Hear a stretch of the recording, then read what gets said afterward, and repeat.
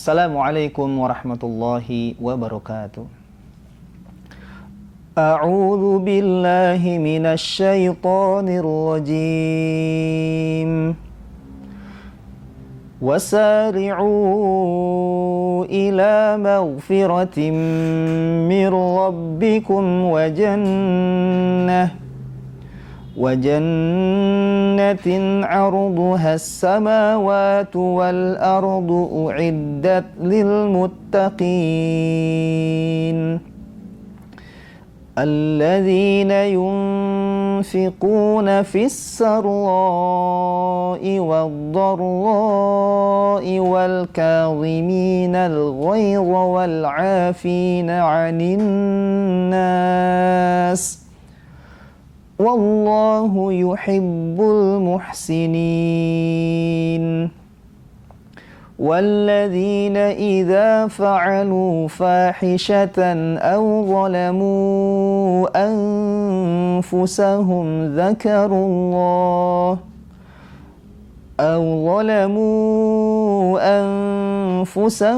ذكروا الله فاستغفروا لذنوبهم ومن يغفر الذنوب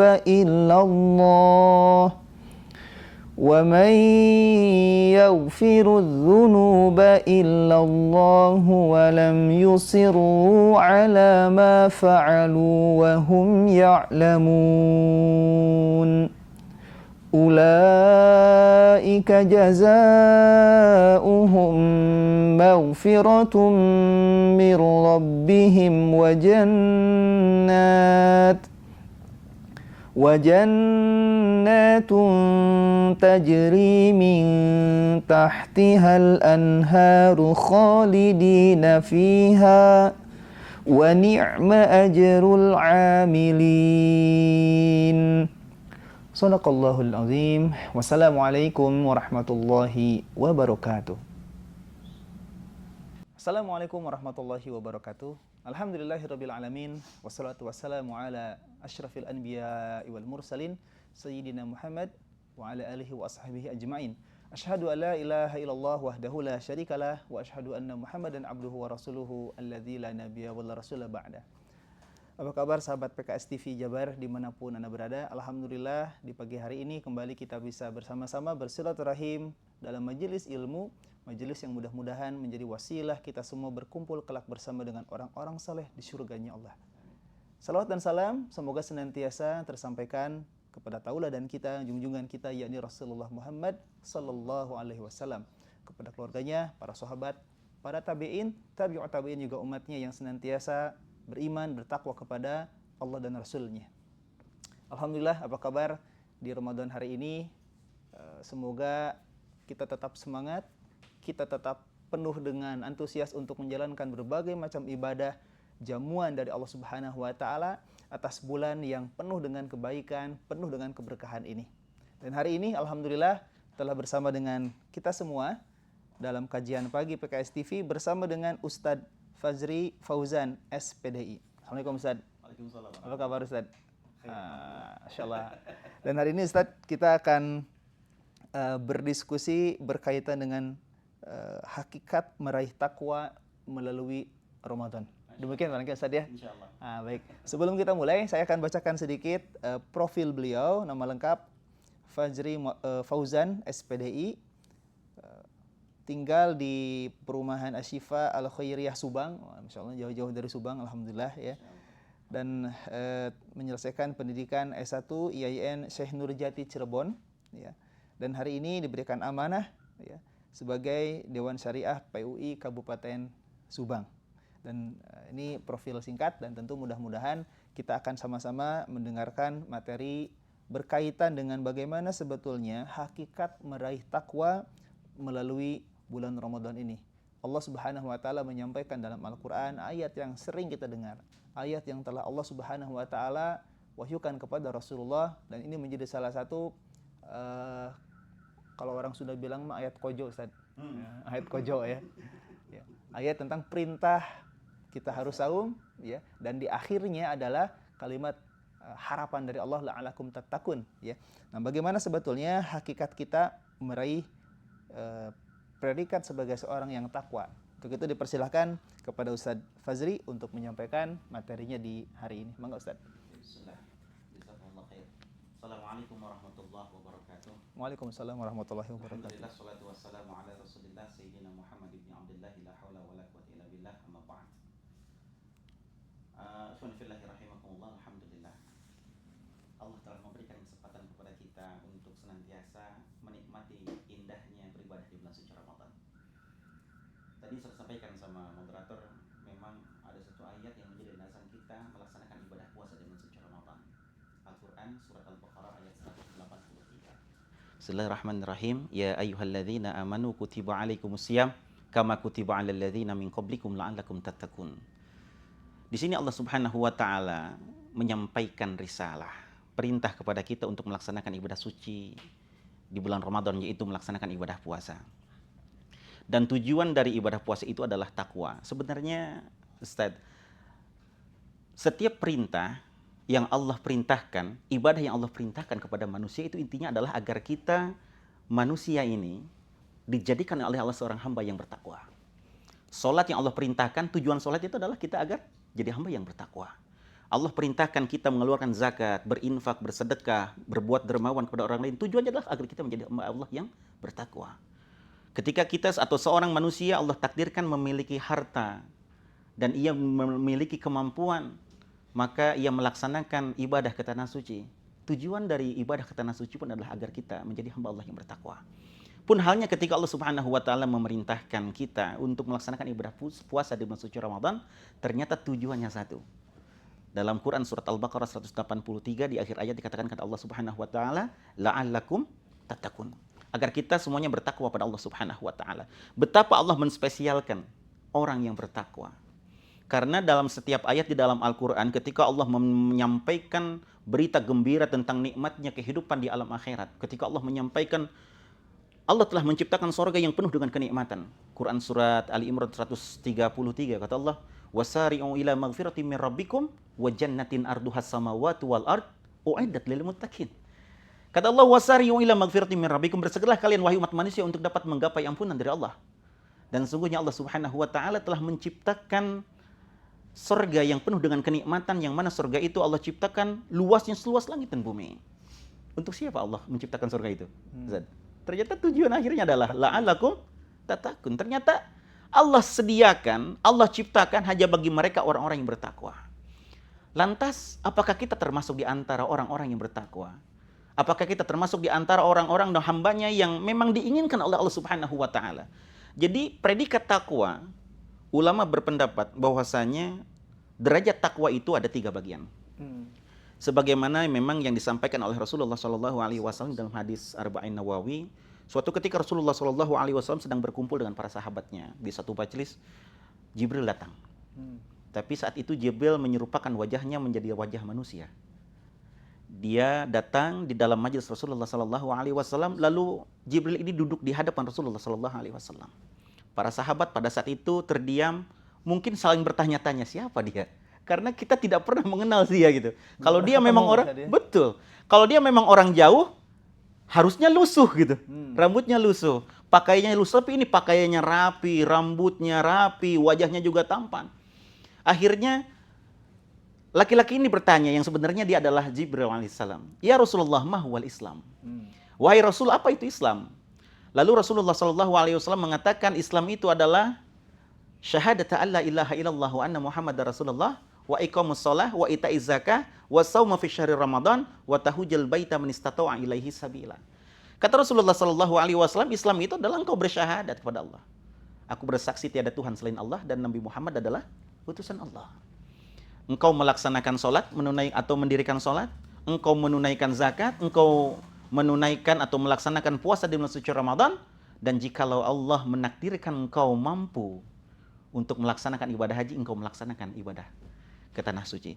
Jadi dari 5 rukun ini, 4 rukun itu wajib dilaksanakan tanpa ada syarat. Syahadat, salat, zakat, puasa. Itu nggak ada syarat. Tapi ada 1 rukun memang. Rukun yang kelima ini dia wajib hukumnya. Bahkan saking wajibnya kata Rasulullah SAW, ketika Allah berikan atau mampukan dia untuk melaksanakan ibadah ke tanah suci, tapi dia tidak ingin untuk melaksanakan ibadah ke tanah suci sampai matinya, maka kata Rasul tinggal pilih matinya mau dalam keadaan Yahudi atau Nasrani. Nauzubillah min dzalik. Jadi ketika Rasulullah SAW menjawab hakikat dengan Islam itu, maka laki-laki ini mengatakan kepada Rasulullah SAW, "Shadaqta ya Rasulullah, engkau benar ya Rasulullah."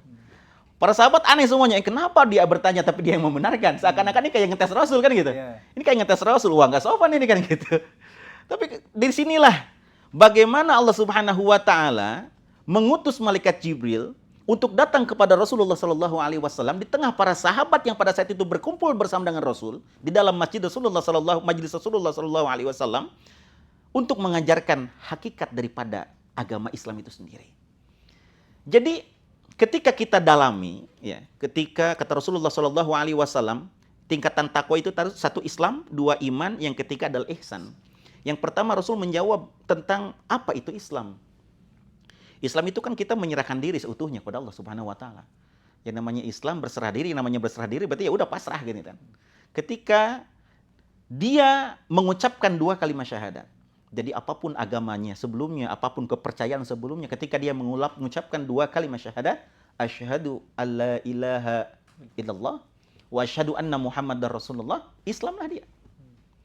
Tapi apakah cukup dia dengan bersyahadat aja ketika dia berislam? Kan tidak ternyata. Karena memang Islam ini kata Rasul bunyal Islam ala khamsin kan gitu ya. Islam ini kan berdiri kokoh dengan 5 pilar. Dan yang namanya syariat itu tentunya akan ada rukun yang mengawalinya. Seperti halnya contoh aja misalkan wudu. Wudu itu kan ada rukunnya. Ya kan? Ada rukunnya. Dari niat membasuh wajah, membasuh kedua tangan, sampai ke sikutnya, mengusap sebagian kepala, membasuh kaki sampai mata kakinya, tartib. Itu kan rukun. Ketika salah satu rukun dalam wudu itu tidak dilaksanakan, lupa misalkan dia tidak membasuh wajah ketika wudu. Saking buru-burunya itu ya. Dia niat misalkan ya, niat wudu, ternyata langsung membasuh tangan. Kelewat ya. Kelewat, salah satu anggota wudu kelewat. Apa yang terjadi? Tidak sah wudunya. Kenapa? Karena ada salah satu rukun yang tidak ia tunaikan. Atau dalam masalah sholat. Sholat itu kan ada rukunnya juga. Rukun sholat ada 13, ada sebagian juga 17, tergantung ketika dia menggabungkan antara rukun tumakninah bersama dengan ruku, itidal, sujud, iftirosh gitu kan. Maka rukunnya 13 gitu ya kalau dalam mazhab Syafi'i. Ketika salah satu rukun dalam sholat itu tidak dikerjakan, misalkan dia tidak membaca Fatihah dalam sholatnya. Sedangkan kita tahu bahwasanya bacaan Fatihah itu adalah rukun di dalam sholat. Yang menentukan sah tidaknya sholat. Dia tidak membaca Fatihah dalam sholatnya. Apa yang terjadi? Ya tidak sah kan sholatnya. Bahkan lupa, Ustaz. Kalau lupa bisa pakai sujud sahwi nanti di akhir. Di akhir ya. Itu. Jadi apa yang terjadi? Tidak sah sholatnya dikarenakan ada rukun yang tinggal. Gitupun Islam. Ketika seseorang telah menyatakan diri dalam keislamannya, dia tidak cukup dengan syahadat aja. Syahadat itu hanya pintu saja. Sama seperti halnya kita mau masuk rumah, Ustaz. Kita mau masuk rumah. Anggap syahadat itu baru pintunya aja. Itu baru pintunya saja. Ketika dia sudah masuk, maka semua pekerjaan-pekerjaan dan tugas-tugas di dalam rumah itu adalah tanggung jawabnya dia sendiri. Betul. Gitu kan? Apa yang harus dilakukan ketika dia telah menyatakan diri dalam keislamannya, maka dia harus melaksanakan sholat. Makanya aneh, sungguh kalau misalkan dia mengatakan saya Islam, tapi sholatnya ternyata enggak. Belang betong lah misalkan. Belang betong. Subuh telat. Mending kalau telat berarti ada sholatnya gitu. Ini subuh kagak. Zuhur lagi memang kerja, capek lah kasarnya gitu. Asar di perjalanan. Maghrib, udah baru nyampe. Isya ketunduhan gitu kan. Kadang-kadang dengan aktivitas-aktivitas yang lain. Kadang-kadang menjadi alasan. Padahal sholat itu adalah suatu ibadah yang memang puncuk atau ibadah yang paling utama. Kata Rasul kan as-sholatul usul ibadah. Sholat itu adalah ibadah yang paling utama dalam Islam. Maka ketika nanti kita berada di yaumil hisab, amalan yang paling pertama akan dihisab oleh Allah itu kan adalah amalan sholat. Makanya ketika dia sudah menyatakan keislamannya masuk dalam agama Islam, akan ada kewajiban-kewajiban yang lain yang akan harus dilaksanakan. Apa itu? Ya, sholat pertama. Karena memang sholat 1 hari 1 malam 5 kali atau 5 waktu. Gitu. Yang kedua, ketika apakah dia sudah bersyahadat lalu dia sholat apakah cukup?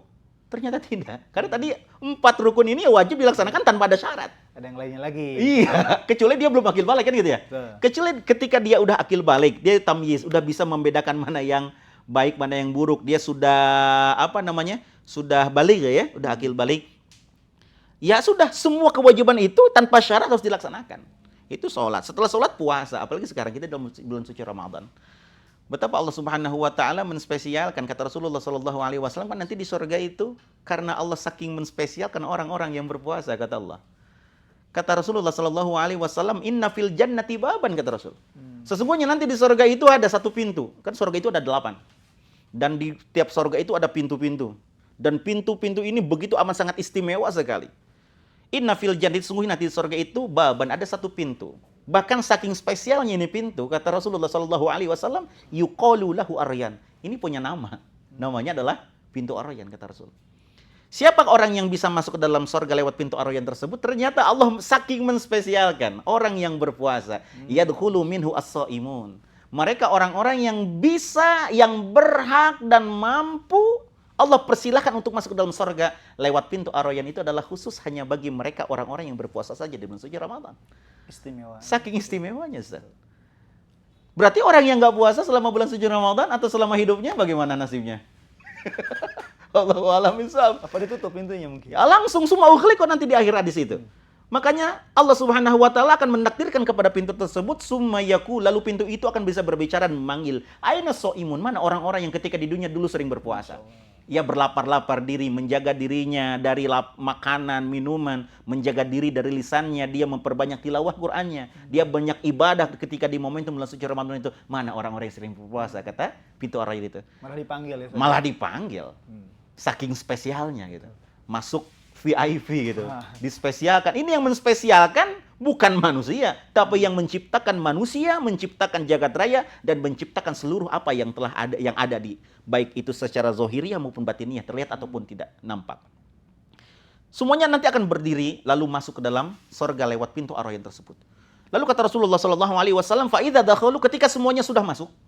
Sudah masuk semuanya. Summa ughliqa, lalu Allah akan tutup kembali dan Allah akan kunci pintu tersebut, walam yadkhul minhu ahad, dan tidak ada satupun yang bisa masuk ke dalam surga lewat pintu Aryan tersebut. Betapa Allah Subhanahu wa taala menspesialkan orang yang berpuasa. Itulah kenapa Allah menjadikan dan menginginkan orang yang berpuasa di bulan Ramadan itu agar nantinya menjadi hamba yang bertakwa. Mudah-mudahan kita bisa Amin masuk ya Allah ya pintu Rabbal Aryan ya Ustaz ya. Betul, Masya Allah. Makanya dalam Quran ketika kita berbicara takwa ya, dalam Quran surat At-Tolak ayat 2, 3, 4, 5. Betapa spesialnya, minimal ada 4 setidaknya.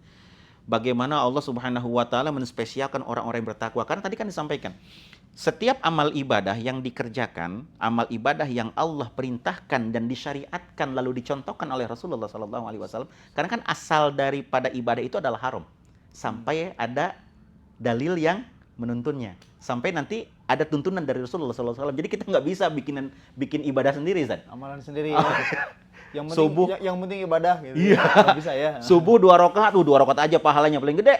Wah, kayaknya 4 rakaat apalagi kan gitu. Nggak bisa juga kan gitu. Karena memang harus ada yang nuntunnya. Rasul sudah menyampaikan di sana, memberikan contoh, "Shollu kama ra'aitumuni usolli." Salatlah kalian sebagaimana engkau melihat aku salat. Jadi contohnya adalah Rasulullah SAW.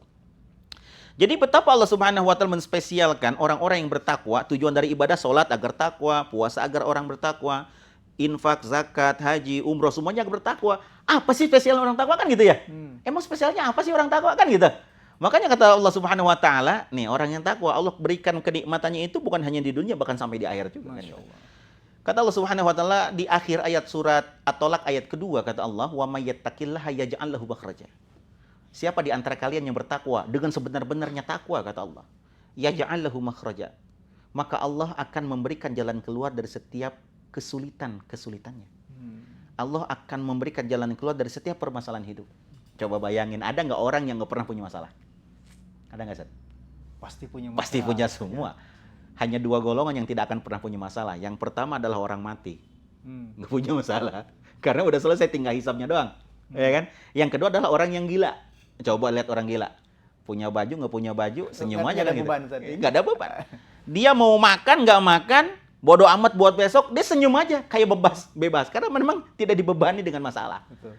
Makanya ketika kata Allah Subhanahu wa taala, setiap manusia itu memang diciptakan agar diuji, dan Allah akan ketika Allah menciptakan manusia itu tujuannya adalah agar manusia itu diberikan masalah sama Allah. Dan masalah itu merupakan ujian. Siapa orang yang diuji itu lulus, ada yang lulus, ada yang enggak kan gitu ya. Ketika dia lulus dia dapat reward, ketika dia tidak lulus mungkin berarti dia harus mengulang kembali. Dalam artian kalau misalkan dalam ujian itu kan ada yang lulus, ada yang remedial gitu ya. Nah, Kita kira-kira kita termasuk yang mana gitu lah. Kalau kata Quran dalam Quran surat Al-Mulk itu, Bismillahirrahmanirrahim, alladzii khalaqal mauta wal hayata dia liyabluwakum ayyukum ahsanu amala. Kan gitu. Alladzi yaitu zat Allah Subhanahu wa taala khalaqal mauta yang menciptakan kita awalnya ketiadaan. Kita nggak ada semuanya gitu. Mungkin Ustadz umur berapa Ustadz sekarang? sekitar lah Ustaz.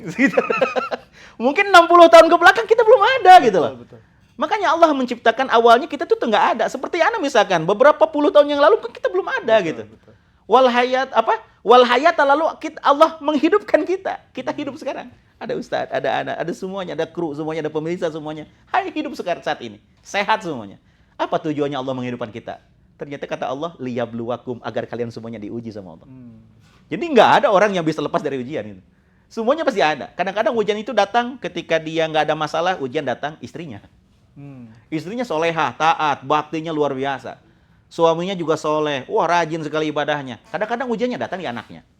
Anaknya punya masalah. Yang dua mulus, beres. Iya. Ya, nggak ada masalah ya. Betul. Kadang-kadang anaknya soleh, istrinya soleha, suami juga soleh, taat ibadahnya. Nggak ada masalah seakan-akan. Datang masalahnya tetangga. Ya kan? Ribet. Tetangganya bagus, kompleknya luar biasa. Istrinya bagus, suaminya bagus, anak-anaknya soleh-soleha, hafiz Quran semuanya. Masalah datang dari mana? Pekerjaan kadang-kadang. Suaminya kena pecat atau apa. Masalah pasti ada. Betul. Kadang-kadang satu masalah belum selesai, datang masalah yang lain. Datang lagi masalah yang lain, datang masalah lagi. Ini Allah lagi mencoba untuk menguji kita sejauh mana kita ini bisa menerima apa yang telah Allah takdirkan kepada kita semuanya. Makanya ketika Allah memberikan ujian itu kan hanya dua. Ada yang lolos, sama ada yang enggak. Cuma kan tolak ukurnya seperti apa? Nah, tolak ukurnya adalah liyabluwakum ini agar Allah uji itu ayyukum ahsanu amala. Siapa di antara orang-orang yang setelah Allah uji itu dia paling baik amalnya. Ketika dia Allah uji ternyata makin dia buruk, makin dia terpuruk, ibadahnya makin malas.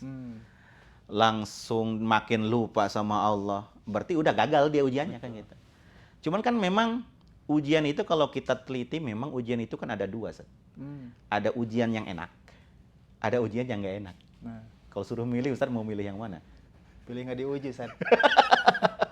Nggak ada ujian. Sepintas begitu ya. Mending nggak diuji aja. Ya. Betul. Ujian itu ada dua, ada ujian yang enak gitu kan. Bahkan ujian enak ini kejar-kejar semuanya. Semua orang ingin, bahkan bisa menghalalkan semua cara agar bagaimana caranya dapat itu ujian. Padahal ujian gitu loh. Gitu kan. Tapi ada yang kedua itu ujian yang nggak disenengin sama orang gitu kan. Apa yang disenengin sama orang? Quran surat Ali Imran ayat 14. Zuyyina linnasi hubbus syahwati minan nisa wal banin wal qanatiril muqantarati minadz dzahabi wal fiddah wal khailil musawwamati wal an'ami wal hars dzalika mataul hayati dunya wallahu indahu husnul ma'ab. Syahwat yang ada dalam diri manusia ini sehingga condong, senang ngelihat cantiknya wanita. Begitupun sebaliknya mungkin seorang wanita yang cinta kepada suaminya. Ataukah orang tua yang cinta kepada anaknya? Apakah rasa cinta itu mendekatkan dirinya kepada Allah ataukah justru menjauhkan dirinya kepada Allah? Betul. Apakah dia malahan dengan rasa cinta tersebut menjadikan dia itu semakin dekat dengan Allah, dengan Sang Pencipta dan pemberi rasa cinta itu sendiri, ataukah justru malah semakin jauh dengan Allah Subhanahu wa taala? Ketika semakin dekat dengan Allah karena rasa cinta ini, lolos dia berarti ujiannya. Satu berarti itu rasa cinta. Zina linnasi hubbus syahwat minan nisa wal banin wal qanatiril muqantarati minadz dzahabi wal fiddah. Perhiasan. Perempuan itu biasanya itu emas, permata, perak. Bahasa Sundanya mah reuncum. Reuncum nepikeun sakeu kitu nya, nepikeun ka gelang, gelang mah dia. Gelang gitu nya anti ngambay nepikeun ka melad itu dengan mahar gitu. Sampai ke kaki-kaki di emas. Jalan kaki juga korenceng gitu kan. Masya Allah. Saking karena senangnya gitu, karena perhiasan. Bagaimana? Ya fitrah memang senang gitu. Tapi apakah dengan banyaknya perhiasan yang dimiliki itu justru membuat dia menjadi orang yang dermawan ataukah menjadi orang yang kikir? Apakah dengan perhiasan yang dimiliki justru ini membuat dirinya sombong ataukah menjadi lebih tawadu? Kan rata-rata kan orang itu membanggakan dirinya. Ih ibu kerudungnya bagus banget. Oh iya iyalah ini kerudungnya mahal. Kamu mah gak bakal bisa beli. Kan sombong dapat gitu. Zaman sekarang namanya flexing. Nah, flexing namanya. Menampilkan apa yang dimiliki agar dianggap. Betul. Eksis. Iya gitu. Qantarin minadz dzahabi wal fiddah wal khailil musawwamah, kuda-kuda pilihan. Dulu zaman Rasul itu kuda, belum ada motor, mobil, itu nggak ada. Jadi ketika orang punya kuda, itu status sosialnya terlihat. Apalagi kudanya kuda perang yang tinggi gitu kan. Wah, yang tinggi itu lebih tinggi dirinya gitu kan. Gagah, hitam gitu kan. Langsung besar badan kudanya itu. Kalau sekarang ya mungkin kuda itu bisa diibaratkan seperti apa? Motor, mungkinnya kendaraan, mobil. Terkadang punya motor, pengen punya mobil pengen nambah lagi mobilnya. Terus sampai penuh rumah itu. Sampai bikin rumah itu buat bukan keluarga, tapi buat mobilnya sendiri. Masya Allah.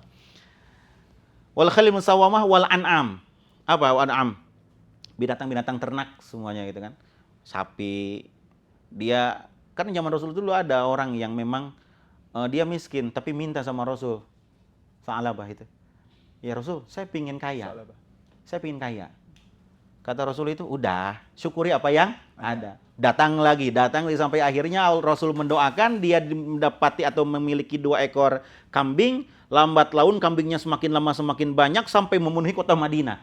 Yang awalnya beliau ini sholat berjamaah bersama Rasul, akhirnya terlambat. Kesananya karena semakin banyak tidak sholat berjamaah sampai akhirnya tidak terlihat sama sekali. Gitu kan? Jadi apakah harta yang Allah titipkan itu membuat dirinya semakin dekat ataukah tidak? Jawabannya ada di diri kita masing-masing kan gitu. Walhars seperti tanah, apalagi tumbuh-tumbuhan yang kita miliki, kebun, ladang, apakah membuat kita jadi sombong ataukah enggak gitu. Apakah membuat kita menjadi tawadu ataukah justru malah angkuh diri, saya merasa saya paling kaya, saya punya kedudukan sosial yang paling besar, paling tinggi di tengah-tengah masyarakat. Nauzubillah min dzalik. Makanya kata Allah, dzalika mataul hayatid dunya, itu semua perhiasan dunia saja. Wallahu indahu husnul ma'ab. Tempat kembali yang terindah, tempat kembali terbaik itu adalah ketika seseorang kembali kepada Allah Subhanahu wa taala. Makanya ketika Allah menyampaikan bagaimana nikmatnya dunia atau ujian yang enak itu, kata Allah di ayat ke-15-nya, "Qul a'unabbi'ukum bi khairin min dzalikum." Mau enggak? Aku kasih tahu, kata Allah itu, sesuatu yang lebih berharga daripada perhiasan-perhiasan dunia yang tadi disampaikan. Apa kata Allah? Lilladzina taqau. Kembali lagi kepada orang takwa kan? Bagi mereka orang-orang yang takwa. Lilladzina taqau inda rabbihim, kepada Allah Subhanahu wa taala. Apa bagi mereka? Jannatun tajri min tahtihal anhar. Allah akan berikan kenikmatan sorga yang mana dengan keindahannya itu Allah gambarkan sungai-sungai yang mengalir di bawahnya. Tahu kenapa Ustaz? Allah itu selalu menggambarkan nikmatnya sorga, indahnya sorga itu dengan sungai. Al-Baqarah 25. Wa basyiril ladzina amanu wa amilus solihati annalahum jannatun tajri min tahtihal anhar. Selalu senantiasa Allah itu menggambarkan keindahan surga itu dengan sungai-sungai yang mengalir di dalamnya. Itu karena memang dulu itu kan di Arab itu tandus. Nggak ada sungai. Sehingga ketika mereka melihat sungai itu, wah hadil jannah. Ini surga ini.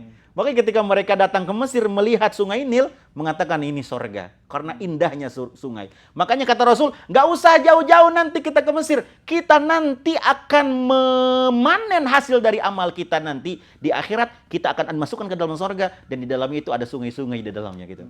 Jadi karena memang itu menjadi daya tarik. Agar kita semakin bersemangat atau termotivasi dalam melaksanakan ibadah pada Allah Subhanahu wa taala. Annalahum jannatun tajri min tahtiha al-anhar kullama ruziqu minha min thamarati rizqan qalu hadzal ladzi ruziqna min qablu wa tuhbi mutasabiha wa lahum fiha azwajun mutahharatu wa hum fi khuldun. Dalam Quran surat Al-Baqarah itu kan semuanya rezekinya Allah berikan.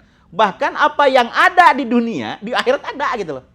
Qalu hadzal ladzi ruziqna min qablu wa tuhbi mutasabiha.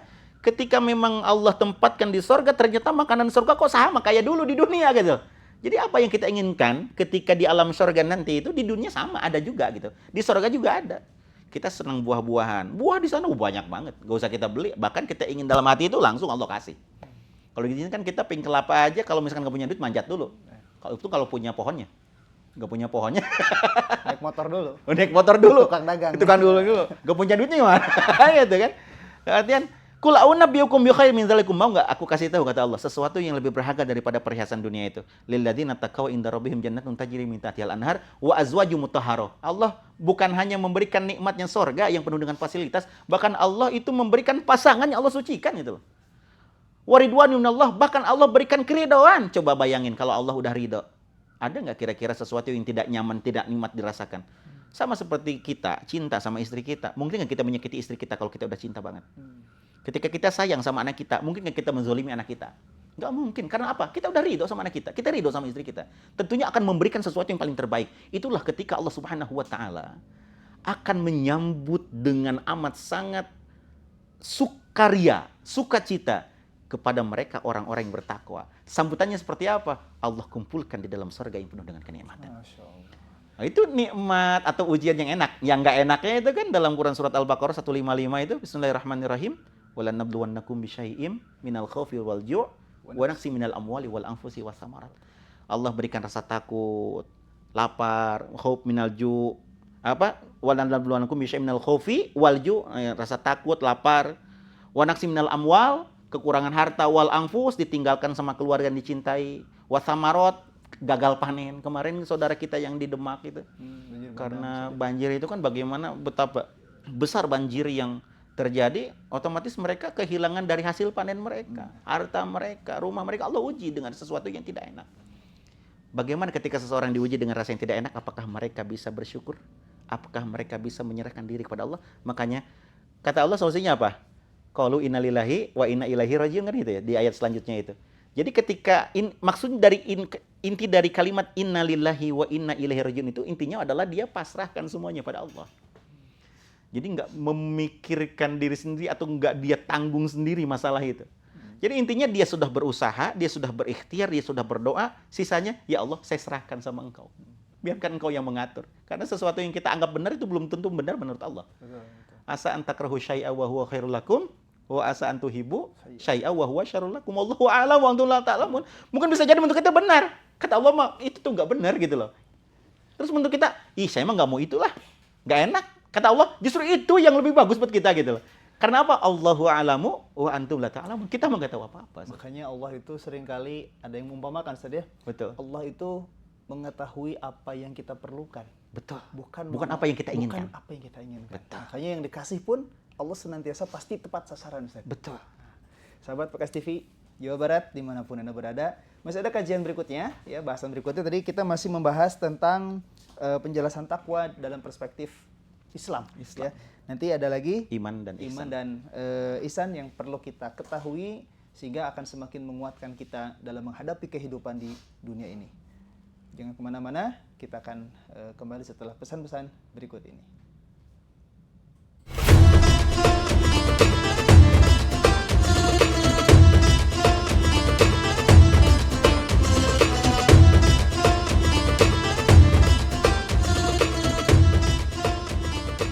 Tetap bersama kami kajian pagi PKS TV bersama dengan Ustadz Fazri Fauzan. Sahabat PKS TV yang Allah muliakan, kita akan lanjutkan kembali pembahasan berikutnya selepas kita tadi mengikuti pesan dari beberapa partner kita semua. Baik, kepada Ustadz Fauzan, Fazri Fauzan dipersilakan dilanjutkan kembali. Baik, tadi sudah kita bahas bagaimana hakikat Islam itu ya. Ketika dia berserah diri kepada Allah dengan bersyahadat, lalu dia tentunya masuk dalam agama Islam, apapun agama sebelumnya, maka ada rukun-rukun yang harus dia sempurnakan. Sholat, puasa, zakat. Ketika dia mampu, dia berhaji gitu kan. Lalu ketika dia sudah menyempurnakan rukun Islamnya, berarti kan udah sempurna, betul nggak? Makanya kata Allah dalam Quran itu, ya ayyuhalladzina amanu dkhulu fisilmi kafah. Wahai orang-orang yang beriman, masuklah engkau ke dalam agama Islam itu secara kafah, menyeluruh. Maksudnya kafah itu ya berarti udah apa sih bahasanya, bungkelekan gitu, harus semuanya utuh itu. Totalitas. Nggak bisa sepotong-sepotong gitu. Betul. Kalau sepotong-sepotong agak kayak kita pakai celana di bawah, di atas nggak pakai baju kan nggak pantas gitu kan. Atau sebaliknya di atas pakai baju, di bawah nggak pakai celana kan nggak pantas. Makanya masuklah kita, kata Allah itu, ke dalam Islam itu secara apa? Totalitas, seluruhan. Ketika masuk dalam agama Islam, ia sempurnakan rukun-rukun di dalam Islam itu agar dia menjadi seorang muslim yang kafah. Maka ketika semua rukun ini telah ditunaikan, telah ia laksanakan, maka naiklah derajat ketakwaan seorang hamba itu kepada derajat yang lebih tinggi daripada Islam. Itu derajat iman. Masya Allah. Makanya orang yang beriman pasti dia Islam. Ya gak? Tapi orang yang ngaku Islam ini belum tentu dia iman. Beriman. Makanya banyak sobat sekarang kalau misalkan kita jalan-jalan, tadi kebetulan saya berangkat dan itu banyak itu warung-warung nasi yang tutup ya. Banyak penampakan kaki. Banyak penampakan kaki tapi berbulu. Gitu. Jadi apa namanya, entah apakah itu laki-laki atau perempuan, tapi biasanya kalau yang berbulu ya saya gitu kan, kakinya bulu. Itu laki-laki. Nggak mungkin kalau laki-laki hair kan gitu ya, atau berhalangan. Jadi mungkin Ketika orang mengaku dirinya Islam, belum tentu dia iman. Tapi orang yang beriman di mata Allah Subhanahu wa Ta'ala, pasti background-nya dia Islam. Betul. Seorang Muslim. Nah, bagaimana dia bisa menyempurnakan keimanannya, kan gitu? Iya kan? Allah sampaikan indikatornya. Yang namanya indikator berarti sesuatu yang bisa terukur. Ada 5 indikator seseorang yang beriman agar dia mencapai derajat puncak daripada keimanannya dalam derajat takwa pada Allah Subhanahu wa Ta'ala. Ini ada dalam Quran surat Ali Imran ayat 17. Kata Allah Subhanahu wa Ta'ala, as-sabirina was-sadiqina wal-qanitina wal-munfikina wal-mustaghfirina bil ashar. Ini 5 indikator yang harus ada di dalam diri seorang yang beriman. Kata Allah Subhanahu wa Ta'ala, orang yang beriman itu yang pertama adalah as-sabirin, sabar. Ya kan? Orang beriman itu dia sabar. Sabar dalam meraih cita-citanya. Sabar ketika diuji sama Allah. Ujian yang tadi nggak enak gitu loh, dia sabar gitu kan. Sabar ketika menghadapi permasalahan di dalam rumah tangganya. Dia Allah takdirkan punya istri cantik banget. Cuman cerewet. Ujian tuh. Gitu kan? Ujian. Gitu kan? Ujian dari Allah Subhanahu wa Ta'ala. Atau misalkan dia punya keluarga yang bagus, harmonis sekali. Tetangga ganggu. Ujian juga itu. Ya kan? Bagaimana dia bersikap sabar, berlaku sabar dalam setiap kehidupannya. Karena bukan kehidupan ini terus berputar, Ustaz. Kehidupan ini terus berputar. Yang mana perputaran kehidupan ini tujuannya adalah kepada hakikat ketakwaan pada Allah Subhanahu wa Ta'ala. Wa ma khalaqtul jinna wal insa illa liya'budun. Tidaklah aku ciptakan jin dan manusia kecuali hanya untuk apa? Beribadah sama Allah.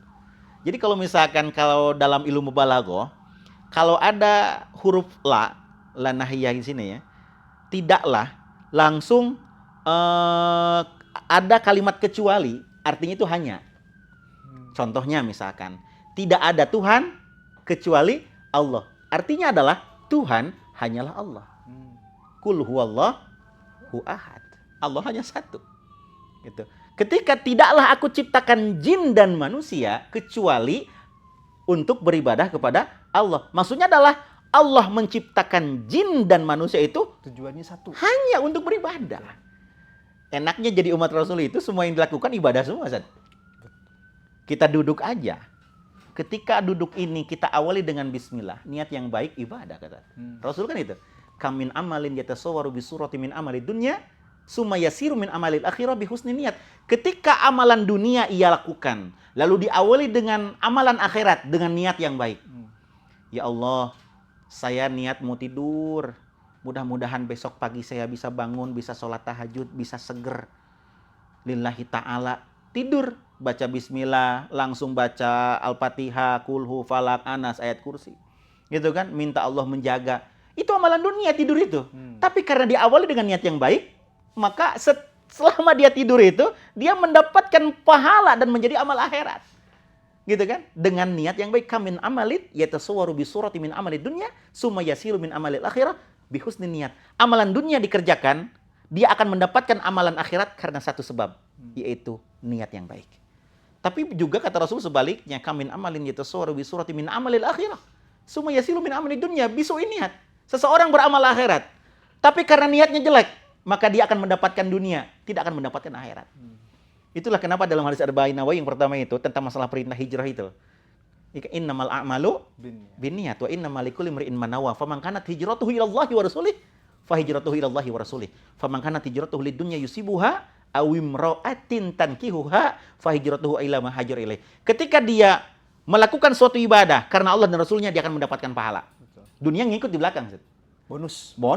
Allah kan maha tahu, Allah maha paham gitu kan, apa yang dibutuhin. Tadi kan disampaikan, Allah itu akan memberi sesuatu yang dibutuhkan, bukan sesuatu yang diinginkan. Ya Allah, saya tuh pengen punya helikopter, ya Allah. Rumahnya kecil, parkirnya di mana? Nggak ada yang bisa nyupir, bensinnya juga gimana? Apa itu bensin, bahan bakarnya bensin itu apa kalau helikopter kayak gitu? Aftur apa ya? Aftur gimana gitu? Kalau mogoknya susah gitu kan, ternyata Allah ngasihnya bukan helikopter, ngasihnya cuma sepeda doang. Kata Allah, kamu mah nggak cocok dengan helikopter kan gitu. Cocoknya udah sepeda aja doang. Di mana rusaknya juga paling rantai putus kan gitu. Jadi Allah akan memberikan sesuatu yang dibutuhkan, bukan yang diinginkan. Itulah dia. Jadi hakikatnya Ustaz, kita ini ya, ketika tadi disampaikan tentang masalah bab iman, yang pertama indikator daripada keimanan itu adalah sabar. Tujuan dari sabar itu adalah agar dia bisa menyelami betapa Allah itu cinta. Dalam kitab Uqudul itu disampaikan bagaimana kisahnya Nabi Ayub ketika Allah uji dengan penyakitnya itu. Ya, kitab Uqudul karya dari salah satu ulama besar Indonesia, ya, Syekh Nawawi Al-Bantani. Jadi betapa bagaimana Allah Subhanahu wa taala menguji Nabi Ayub dengan satu penyakitnya, gatal Zat. Itu digaruk itu sampai lecet gitu kan, bahkan sampai kukunya itu ngelupas gitu. Sampai kulitnya ngelupas, keluar nanah, keluar darah, keluar aroma yang menyengat, sampai istri-istrinya meninggalkan dia. Sampai diuji dengan anaknya mati semua, meninggal semuanya. Ketimpa reruntuhan ketimpa rumahnya roboh. Brug, anak-anaknya itu meninggal semuanya. Diuji juga dengan binatang ternaknya terbakar. Semuanya hartanya habis tak tersisa. Tersisa cuma satu, istrinya yang begitu setia, Sayyidah Rahmah. Sayyidah Rahmah begitu setia mendampingi Nabi Ayub alaihissalam. Sampai akhirnya, atuh akang kalau bahasa kitanya doa tuh sama Allah, da akang teh Nabi, atuh manyating mau dikabul mah kan gitunya. Cek Nabi Ayub kumaha jawabannya. Neng bahasa kitanya mah, atuh akang teh isin malu. Akang itu dikasih kesehatan sama Allah 7 tahun, lebih berpuluh-puluh tahun. Akang baru diuji 7 tahun sakit, malu masa udah minta sehat sama Allah. Itu kan ketika seseorang itu bersabar dari ujian Allah itu cinta sayang sama kita. Allah itu agar apa? Tujuannya agar kita bisa menyelami betapa cinta Allah dengan kita itu. Kadang-kadang kita itu salah kaprah. Ketika Allah menguji, Allah gak senang sama kita nih. Kita dikasih sakit gigi, kita sakit panas. Allah lagi gak demen sama saya nih. Gitu. Jadi sampai akhirnya dia suuzon sama Allah. Nauzubillah subhanallahi min dzalik. Satu itu sabar. As-sabirin. Yang kedua, indikator orang yang beriman adalah was-shadiqin, jujur. Orang yang iman itu dia pasti jujur tuh. Dia jujur itu tidak mengurangi ataupun tidak menambahkan sesuatu yang ia dapat. Jujur. Dapatnya yang harus dikasihnya itu 10. Dikasihkan, ternyata nggak utuh 10, cuma 8. Duanya nyelip tuh nggak tahu kemana. Berarti itu dia udah diuji kejujurannya, berarti nggak lulus dia. Gitu. Orang yang beriman dia akan jujur, was-shadiqin. Yang ketiga adalah wal qanitin, taat. Taat dari perintah-perintah Allah, menjaga sesuatu yang dapat mendatangkan murka Allah Subhanahu wa taala.